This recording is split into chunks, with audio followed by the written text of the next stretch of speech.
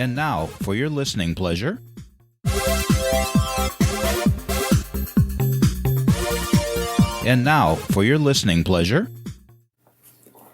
It's so difficult to believe that we are halfway through the month of October already, which means what? Oh yeah, the holidays are getting closer, right? Hello, I'm Carolyn Sanic, life coach, author, and high-value woman. This is my podcast, Thrive, where for 2 to 3 minutes a day, I hope to help people thrive. And just as a, what is the word I'm looking for? Just as a little piece of information, if you hear a strange noise in the background, kind of like something being gnawed on, well, there it is. That's Rosie. Rosie does not chew on chew toys. She doesn't play with toys. And she very rarely will bring a soup bone up right here to my office and decide to chew on it, and I don't stop her. So, clue here, just tune it out. It's Mental Health Moments Day, and I know so very many of us need a huge break in our lives from anything else coming at us.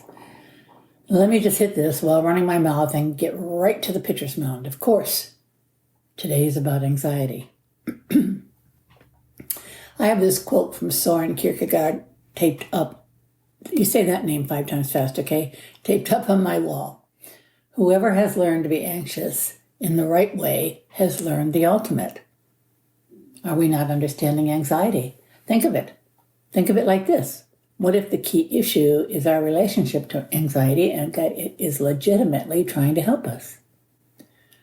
Classic over-the-top anxiety was waiting for Helene or Milton to hit land.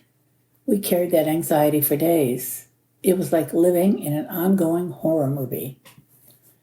And I never watched those types of films. There are more normal, realistic anxieties also.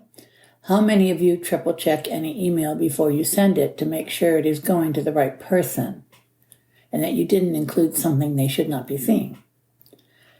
An excellent example of how we perceive anxiety is how we hit a point where we did all we could and we could not stop the storm, so we hunkered down or we left, and this was acceptance of what was going to happen.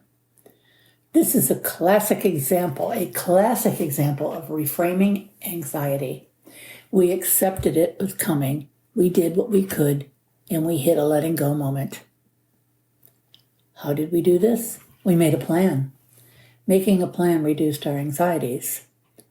Some of us have people around when something is going to happen that increases our anxieties. Everything is harder when we're alone. This is called social buffering. I will be back with more talk on this down the road. But for now, remember, the world is not coming at you. I'm Carolyn Sanic, life coach, author, high-value woman. This is my podcast, Thrive. Thank you all so much for listening. And that would be a wrap.